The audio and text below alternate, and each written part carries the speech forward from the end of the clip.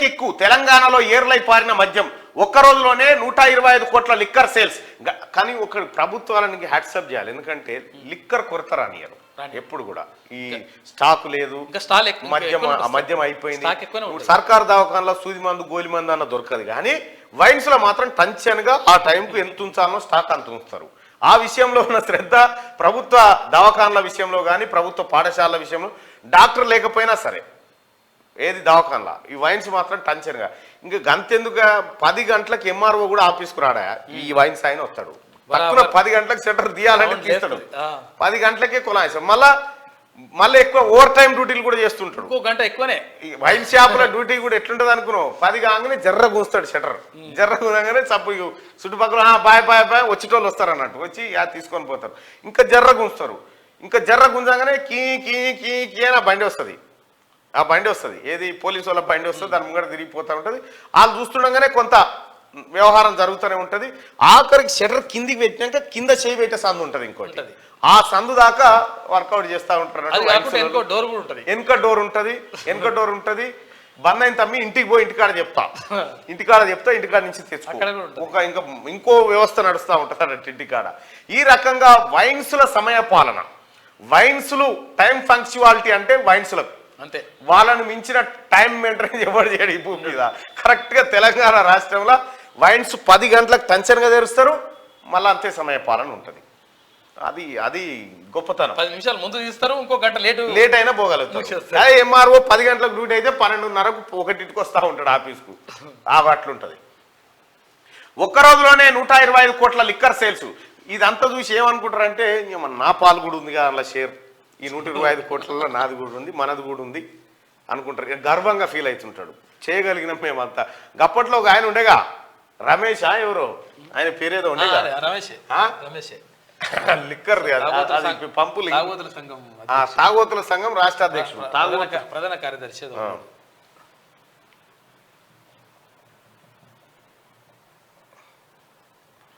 జరావు నేను బట్టిస్తా. అప్పుడు ఆ రమేష్ అని నేడుండో మరి ఆయన ప్రభుత్వాన్ని ఎట్లా కాపాడుకోవాలనే విషయంలో అంటే ఇప్పుడు ఇట్లా మందు బాబుల యొక్క డిమాండ్లు కూడా చెప్పండి. ఇట్లా మాకు కార్డు ఇవ్వాలి, తర్వాత ఇట్లా మందు ఇవ్వాలి, ఉద్దర కూడా ఇవ్వాలి, అంటే డబ్బులు లేకుండా కానీ క్రెడిట్ డెబిట్ ఇవన్నీ ఉంటాయి. వాళ్ళు పాపం అన్న చాలా తాగోతుల పక్షాన ఆయన ఓ పోరాట యోధుడు అనుకోవచ్చు మనం ఓ రకంగా చెప్పాలంటే.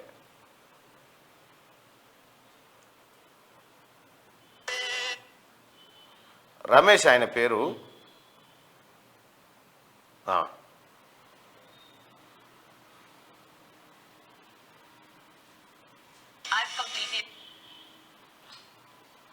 ఈ అన్న ఎక్కడ ఉన్నాడు, ఆదర్శప్రాయుడు. నిజంగా అంటే వాళ్ళ డిమాండ్లని గట్టిగా చెప్తున్నాడు. అడిగినోడు లేడు వాళ్ళ గురించి. లీడర్ అంటే అట్లుండాలి. తను నమ్ముకున్న జాతి కోసం రమేష్ అన్న ఎంత దండాడుతాడో ఒకసారి చూద్దాం.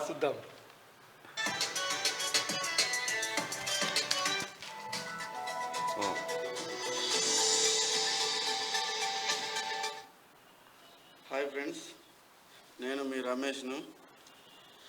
ఈరోజు ఉదయం పెద్దపల్లి జిల్లా తాగుబోతు సంఘం నన్ను తమ కార్యదర్శిగా నియమించారు.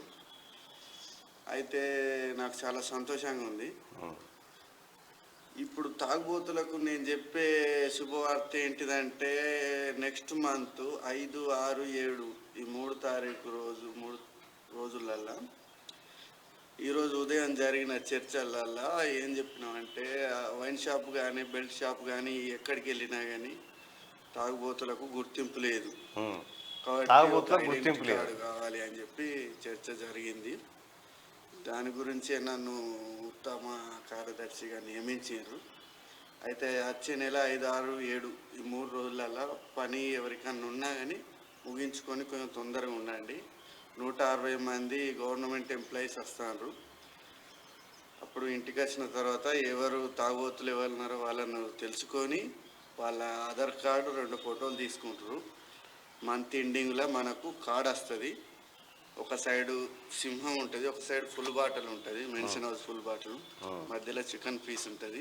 ఆ కార్డు పట్టుకొని మనం ఎక్కడికి వెళ్ళినా అది మన హెల్త్ కార్డ్ అదే ఏటీఎం కార్డ్ అంతా అదే మనం ఎక్కడికి వెళ్ళినా 35% డిస్కౌంట్ ఉంటుంది అది కాబట్టి మనం లాస్ట్ 31st మనం 480 కోట్ల ఆదాయం గవర్నమెంట్కు సమకూర్చినాం మనం.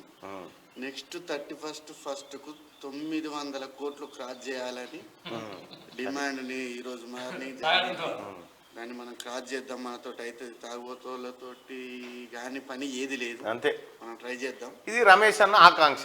ఆయనను ఉత్తమ కార్యదర్శి ఎన్నుకురట తాగుబోతుల సంఘానికి. పోయినసారి 31st మనం 400 కోట్లు దాగి ప్రభుత్వానికి సమకూర్చింది. ఈసారి 900 పెట్టుకుందాం టార్గెట్ అంటుడు. ఇగో ఇట్లా నిబద్ధత పట్టుదల అంటే ఇట్లుండాలి.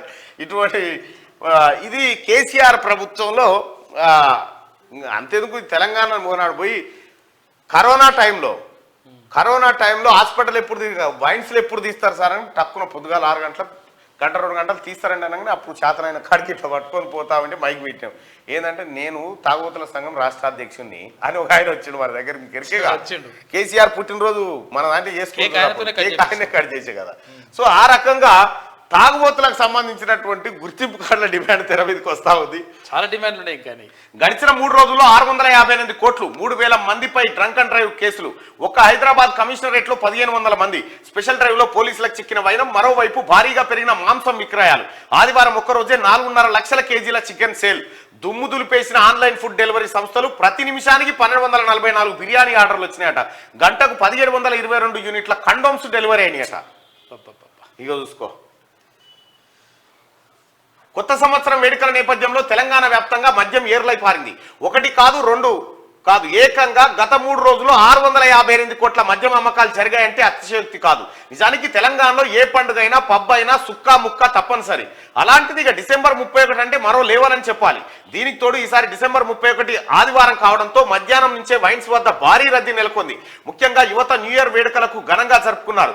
బీర్లతో పాటు హార్డును కూడా వైన్ షాప్ నిర్వాహకులు భారీగా విక్రయించారు. ఇదే సమయంలో మద్యం తాగి వాహనాలు నడిపిన వారిపైన భారీగా కేసులు నమోదు కావడం గమనార్హం. కొత్త సంవత్సరం వచ్చినంత మాత్రాన జీవితాల్లో ఏం మార్పు వస్తుందో ఏమో కానీ ఈ న్యూ ఇయర్ వేడుకల పేరుతో కోట్ల రూపాయలు వృధాగా ఖర్చయ్యాయని చెప్పాలి. కొంతమంది ఈ న్యూ ఇయర్ వేడుకలను లిమిట్ లో ఉండి బాగా ఎంజాయ్ చేయగా మరికొంతమంది మాత్రం తప్పతాగి పోలీసులకు అడ్డంగా బుక్కయ్యారు. ఇదే సమయంలో గత 2 రోజుల్లో మాంసం విక్రయాలు సైతం ఊపందుకోవడం గమనార్హం. 3 రోజుల్లో 658 కోట్ల మద్యం విక్రయాలు జరిగినాయట. ఇక వైన్ షాపులకు కూడా ఏ వాస్తు అక్కర్లేదు. ఏ పొలంలోనన్నా పెట్టు బేషుగ్గా నడుస్తూ ఉంటుంది.